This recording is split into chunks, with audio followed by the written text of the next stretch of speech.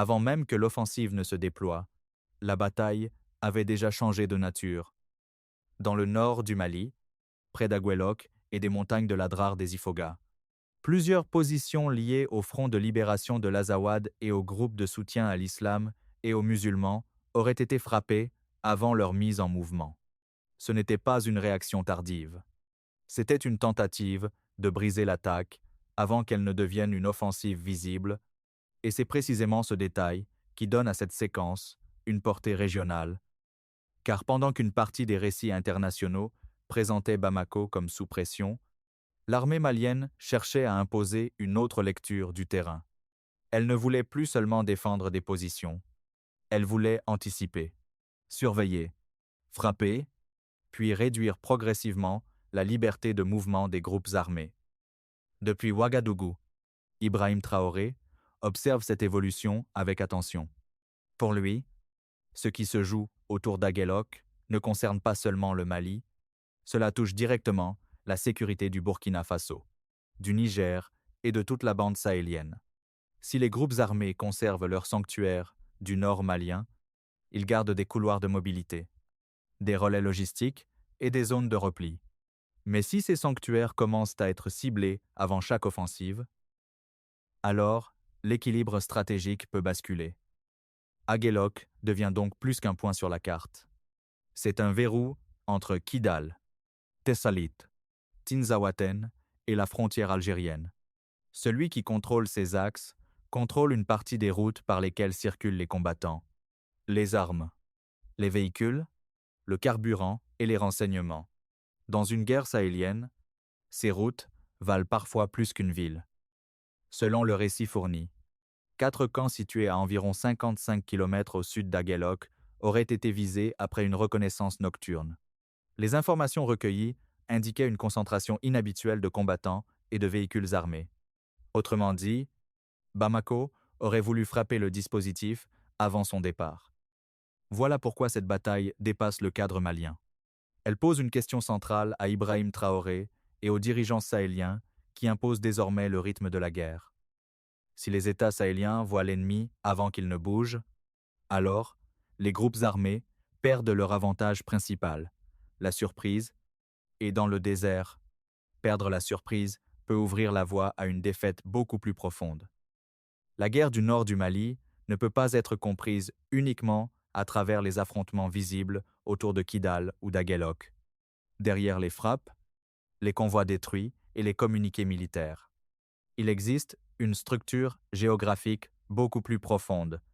Et c'est précisément cette structure qui intéresse Ibrahim Traoré et les nouvelles alliances sahéliennes. Depuis plusieurs années, le nord du Mali fonctionne comme un espace de circulation stratégique reliant plusieurs zones sensibles du Sahel, les routes désertiques reliant Gao, Kidal, Tessalit et la frontière algérienne ne servent pas seulement aux déplacements militaires. Elles sont aussi utilisées pour les échanges économiques informels, les trafics régionaux, le transport logistique et les mouvements de groupes armés capables de traverser plusieurs frontières en quelques heures. Dans cette logique, Aguelok devient une pièce centrale. La ville se situe à plusieurs centaines de kilomètres de Gao, mais surtout à proximité des corridors menant vers Tessali, Tinzaouaten et l'Adrar des Ifogas. Celui qui contrôle ces axes peut ralentir des convois, surveiller des mouvements armés ou couper des lignes de ravitaillement entières. C'est là que la stratégie de Bamako semble évoluer. Pendant longtemps, l'armée malienne était accusée d'agir principalement de manière réactive. Les groupes armés lançaient des offensives rapides, frappaient des positions isolées, puis se dispersaient dans les zones désertiques ou montagneuses avant l'arrivée des renforts. Ce modèle favorisait les réseaux mobiles capables d'utiliser le terrain comme protection naturelle. Mais les frappes récentes, autour d'Aguelok, suggèrent une autre approche. Selon les informations présentées dans le récit source, l'armée malienne aurait utilisé des reconnaissances nocturnes afin d'identifier des concentrations de combattants avant leur déplacement. Cela signifie que l'objectif n'était plus seulement de reprendre du terrain perdu. L'objectif devenait d'empêcher l'offensive elle-même. Cette différence est immense.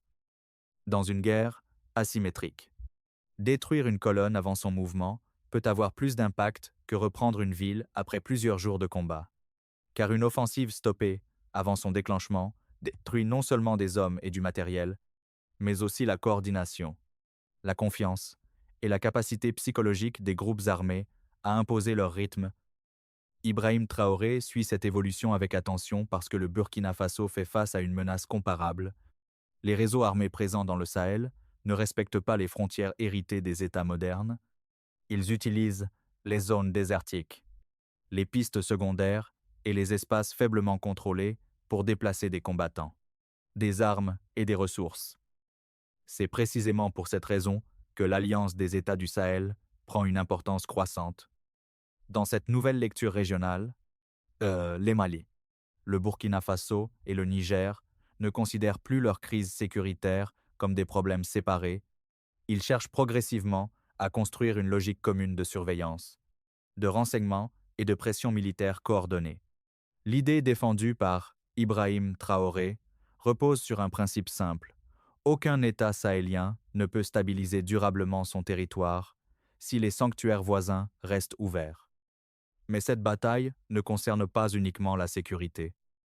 Le nord du Mali se trouve aussi au croisement de plusieurs routes économiques informelles liées notamment aux ressources minières artisanales, au transport régional et aux circuits commerciaux clandestins.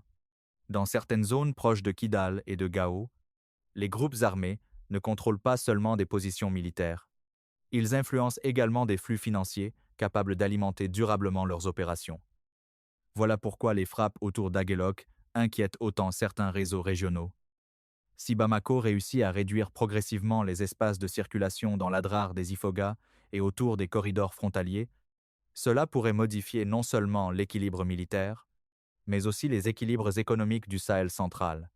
Certaines routes deviendraient plus risquées, certains convois devraient changer d'itinéraire, et certaines zones autrefois considérées comme des sanctuaires perdraient progressivement leur avantage stratégique.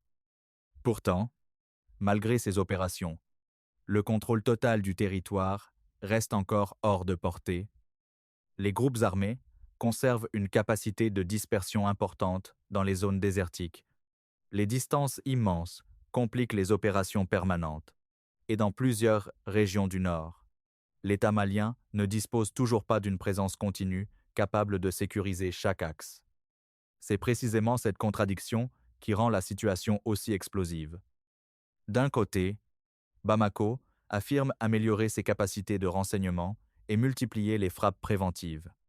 De l'autre, les groupes armés continuent d'utiliser la mobilité, la connaissance du terrain et la fragmentation géographique comme avantage tactique.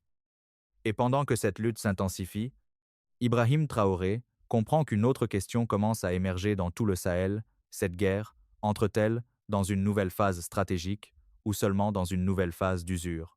Puis, le conflit a brusquement changé de rythme. Pendant plusieurs semaines, une partie des observateurs extérieurs décrivait surtout les offensives du Front de libération de l'Azawad et du groupe de soutien à l'islam et aux musulmans, comme la preuve d'un affaiblissement progressif de Bamako dans le nord du Mali. Les attaques contre certaines positions militaires donnaient l'impression que les groupes armés reprenaient l'initiative autour de Kidal et des zones désertiques voisines. Mais dans l'ombre, une autre opération se préparait. Selon les informations évoquées dans le récit source, les forces maliennes auraient identifié plusieurs camps situés à environ 55 km au sud d'Aguelok. Les reconnaissances parlaient d'une concentration inhabituelle de combattants, de véhicules armés et de capacités logistiques suffisantes pour lancer une offensive de grande ampleur.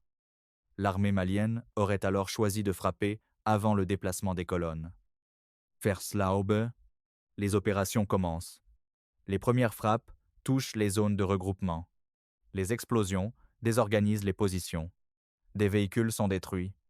Des combattants fuient vers les espaces désertiques. Bamako affirme ensuite qu'une grande partie des effectifs présents aurait été neutralisés avant même leur entrée en mouvement. Ce détail devient immédiatement central dans la bataille du récit. Pour les autorités maliennes, cette opération ne doit pas être perçue comme une réaction improvisée. Elle doit démontrer une montée en puissance du renseignement militaire et une capacité nouvelle à anticiper les offensives dans les zones les plus sensibles du nord malien. Mais quelques heures plus tard, une seconde séquence attire encore davantage l'attention. Cette fois, la cible se trouverait dans les montagnes de l'Adrar des Ifoghas. Depuis des années, cette région rocheuse sert de sanctuaire stratégique à différents groupes armés grâce à sa géographie difficile, ses reliefs accidentés et ses multiples zones de repli. Pendant longtemps, ces espaces étaient considérés comme extrêmement compliqués à surveiller de manière permanente, et pourtant, Bamako affirme désormais pouvoir y identifier des réunions de commandement. Selon cette lecture, plusieurs responsables armés auraient été visés lors d'une rencontre organisée dans les montagnes. L'objectif restait identique: casser la coordination avant une nouvelle phase offensive. Autrement dit, l'armée malienne ne cherchait plus seulement à répondre aux attaques. Elle cherchait à désorganiser toute la chaîne de préparation stratégique. Ibrahim Traoré observe cette évolution avec une attention particulière. Car, si le Mali réussit réellement à améliorer ses capacités de renseignement dans les sanctuaires désertiques, cela pourrait transformer la manière dont les États sahéliens affrontent les réseaux transfrontaliers. Jusqu'ici, la mobilité restait le principal avantage des groupes armés. Ils frappaient rapidement, puis disparaissaient dans des zones immenses, avant toute réponse coordonnée. Mais si les États commencent à détecter les regroupements avant les offensives, cet équilibre peut progressivement se modifier. Cependant, cette nouvelle phase crée aussi une guerre parallèle, celle de l'information. Les chiffres annoncés par Bamako restent difficiles à vérifier immédiatement de manière indépendante. Les groupes armés minimisent leurs pertes. Les autorités nationales mettent en avant leur succès. Les réseaux sociaux amplifient certaines images, tandis que d'autres opérations restent volontairement peu médiatisées afin de protéger les capacités de surveillance. Et c'est précisément cette confusion qui rend le conflit encore plus dangereux. Car, dans le Sahel actuel, contrôler le territoire ne suffit plus. Il faut aussi contrôler la perception du conflit. Celui qui impose sa version des événements influence déjà les réactions politiques, les soutiens régionaux et même les prochaines opérations militaires. Pendant ce temps, autour d'Aguelhok, de Kidal et des montagnes de l'Adrar des Ifoghas, la pression continue d'augmenter. Et plus cette pression grandit, plus une question devient sensible pour Ibrahim Traoré et les dirigeants sahéliens, les groupes armés, peuvent-ils encore conserver durablement leurs sanctuaires historiques dans le nord du Mali? À partir de ces moments, la guerre du nord du Mali cesse d'être une simple succession d'attaques dispersées. Elle devient une bataille méthodique pour réduire progressivement l'espace opérationnel des groupes armés, et derrière cette évolution apparaît une stratégie beaucoup plus large que les combats visibles autour de Kidal. Le changement le plus important ne concerne pas uniquement les frappes elles-mêmes. Il concerne la logique qui les relie. Selon les récits présentés, l'armée malienne ne cherche plus seulement à défendre des villes isolées ou à répondre après chaque offensive. Elle tente désormais d'identifier les corridors de circulation, les zones de regroupement, les points logistiques et les espaces de coordination utilisés par les groupes armés à travers le nord du Mali. Autrement dit, Bamako essaie de transformer la guerre mobile du désert en guerre d'usure stratégique. Cette nuance est essentielle pour comprendre pourquoi Ibrahim Traoré suit cette évolution avec autant d'attention. Depuis plusieurs mois, le président burkinabé défend une idée récurrente. Les réseaux armés sahéliens ne survivent pas uniquement grâce à leurs forces militaires. Ils survivent grâce à leur mobilité, leur capacité de dispersion et leur contrôle de certains flux économiques régionaux. Tant que ces flux restent ouverts, les groupes armés peuvent se réorganiser même après des pertes importantes. C'est précisément pour cette raison que les corridors autour d'Aguelhok, de Thessalie et de l'Adrar, des Ifoghas deviennent stratégiques. Dans ces espaces désertiques, la vitesse de déplacement est souvent plus importante que la puissance brute. Un groupe capable de transporter rapidement du carburant, des armes et des renforts peut survivre, même sous pression militaire permanente. À l'inverse, une force qui perd ses routes logistiques commence lentement à perdre sa liberté de mouvement. Et c'est là que la stratégie malienne semble évoluer. Les frappes préventives menées avant les offensives, ne visent pas uniquement à neutraliser des combattants, elles cherchent aussi à désorganiser la logistique, ralentir les déplacements et casser les capacités de coordination dans une guerre asymétrique. Détruire plusieurs véhicules ou interrompre une ligne d'approvisionnement peut parfois avoir plus d'impact qu'une bataille classique. Mais cette stratégie comporte également un risque immense. Plus la pression augmente dans les sanctuaires historiques du nord malien, plus les groupes armés peuvent chercher à se disperser vers d'autres espaces frontaliers, et c'est précisément ce scénario qui inquiète le Burkina Faso et le Niger. Ibrahim Traoré sait que les frontières sahéliennes restent extrêmement poreuses. Une offensive contenue au Mali aujourd'hui peut produire demain des mouvements armés vers le Burkina Faso, notamment dans les régions déjà fragilisées par les violences et les attaques contre les axes routiers. Voilà pourquoi l'Alliance des États du Sahel prend désormais une dimension sécuritaire beaucoup plus concrète. Dans cette logique, le Mali renforce certaines zones de surveillance, pendant que le Niger participe à la sécurisation des espaces septentrionaux. Le Burkina Faso, l'OI, observe attentivement les mouvements transfrontaliers afin d'éviter que les groupes armés ne profitent des opérations maliennes pour redéployer leur réseau ailleurs. Cette coordination reste encore imparfaite, mais elle révèle déjà un changement profond dans la lecture régionale du conflit. Pendant des années, chaque État sahélien gérait principalement sa propre crise sécuritaire à l'intérieur de ses frontières. Aujourd'hui, Ibrahim Traoré et plusieurs dirigeants militaires considèrent que cette approche ne suffit plus. Les groupes armés utilisent des espaces régionaux entiers. Les réponses doivent donc devenir régionales, elles aussi. Cependant, une autre dimension commence maintenant à apparaître derrière les opérations militaires, la bataille économique. Plusieurs zones touchées par les affrontements coïncident avec des routes commerciales informelles et des régions liées à l'exploitation artisanale de l'or. Cette réalité change profondément la nature du conflit, car contrôler certaines pistes désertiques signifie aussi contrôler des flux financiers capables d'alimenter durablement les groupes armés. Et plus les opérations maliennes se rapprochent de ces corridors, plus les intérêts économiques clandestins deviennent menacés. C'est pourquoi certains observateurs pensent que la guerre actuelle dépasse largement les revendications politiques affichées publiquement, derrière les discours idéologiques et les offensives militaires. Il existe aussi une lutte silencieuse pour le contrôle des routes, des ressources et des circuits économiques sahéliens. Mais malgré cette montée en puissance stratégique, Bamako reste confronté à une difficulté majeure. Contrôler durablement le désert est extrêmement complexe. Les distances sont immenses.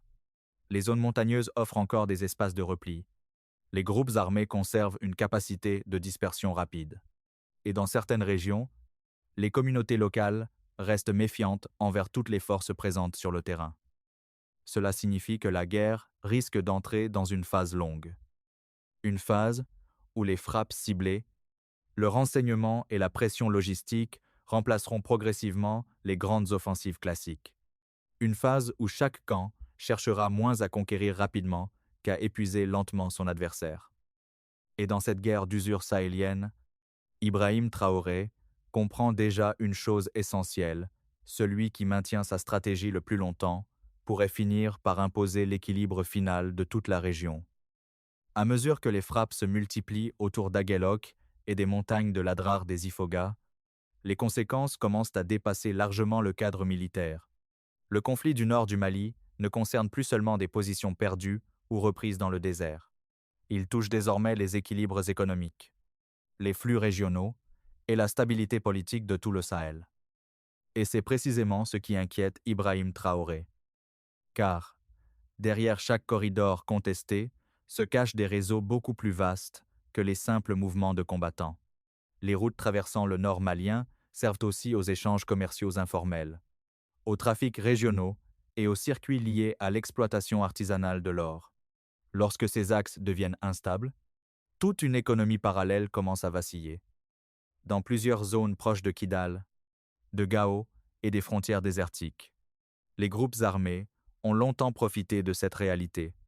Contrôler certaines pistes signifiait non seulement sécuriser des déplacements militaires, mais aussi influencer des flux financiers essentiels à leur survie. Voilà pourquoi les opérations maliennes prennent une dimension beaucoup plus sensible qu'auparavant.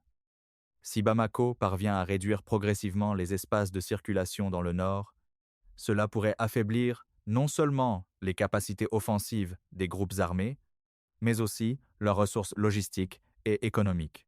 Et dans une guerre longue, perdre l'accès aux circuits financiers peut devenir aussi dangereux que perdre une bataille militaire. Mais cette pression produit également des conséquences immédiates pour les populations civiles. Dans plusieurs régions désertiques, les communautés locales vivent déjà dans une situation d'incertitude permanente. Certaines voient dans les opérations maliennes une tentative de réduire l'influence des groupes armés et de restaurer une forme d'autorité étatique. D'autres craignent au contraire une intensification durable des combats autour des villages, des points de passage et des routes commerciales. Car dans le Sahel actuel, aucune zone contestée ne reste neutre très longtemps. Chaque offensive modifie les déplacements des populations. Chaque corridor fermé ralentit des échanges économiques essentiels. Et chaque frappe pousse certains groupes à chercher de nouveaux espaces de circulation vers les frontières voisines. C'est précisément ce risque régional qui pousse Ibrahim Traoré à défendre une approche coordonnée entre le Mali, le Burkina Faso et le Niger.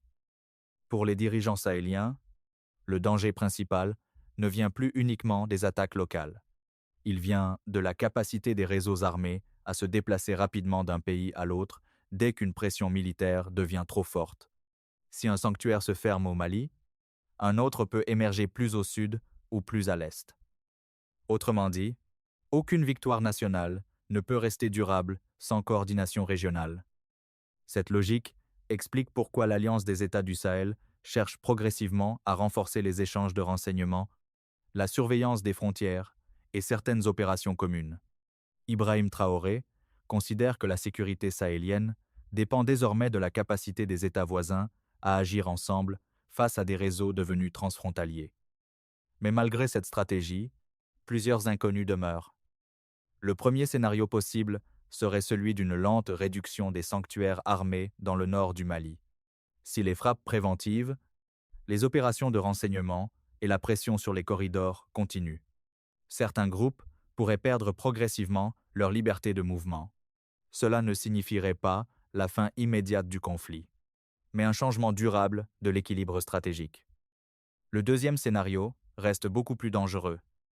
Si les groupes armés conservent leur capacité de dispersion et leur circuit de financement, ils pourraient multiplier les offensives mobiles à travers plusieurs frontières sahéliennes. Une telle situation risquerait d'épuiser les ressources militaires et économiques des États déjà fragilisés par des années de crise. Et puis, il existe une troisième bataille, souvent moins visible, celle de l'information. Chaque camp cherche désormais à imposer sa propre lecture des événements. Les autorités mettent en avant leurs frappes réussies. Les groupes armés diffusent leurs offensives spectaculaires.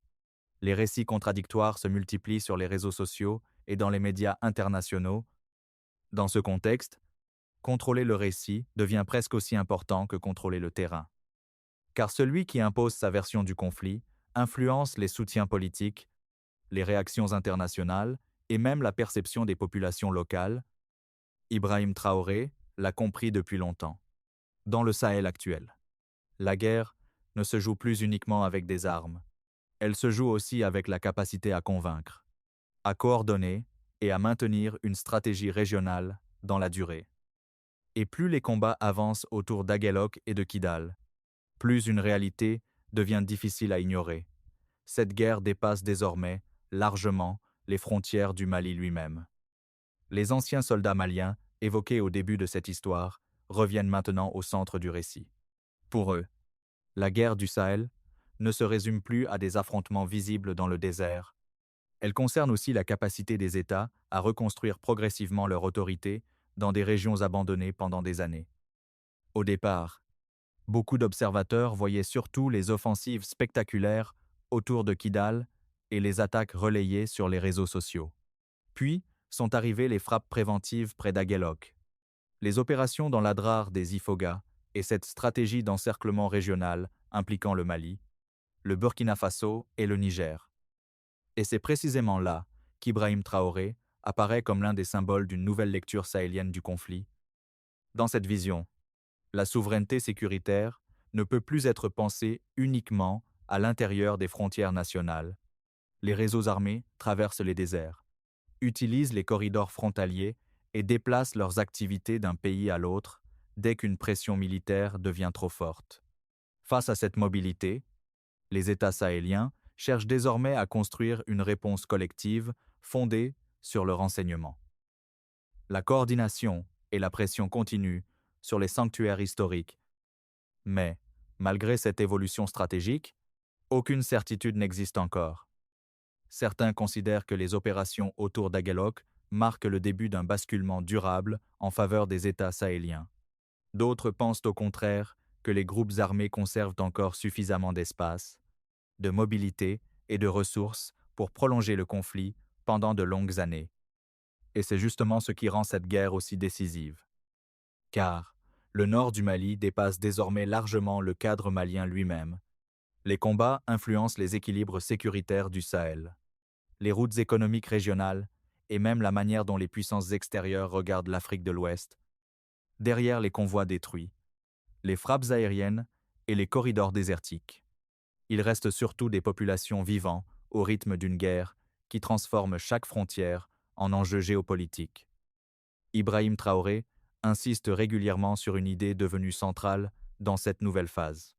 La stabilité d'un pays sahélien dépend désormais directement de la stabilité de ses voisins. Et plus le conflit du nord du Mali évolue, plus cette réalité devient visible.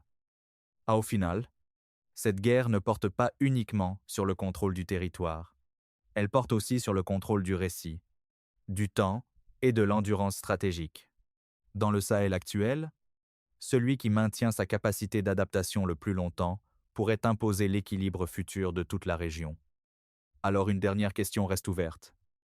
Le nord du Mali entre-t-il réellement dans une nouvelle phase stratégique capable de transformer le rapport de force au Sahel, ou bien cette guerre risque-t-elle encore de s'enliser malgré les frappes, les alliances régionales et les nouvelles doctrines militaires?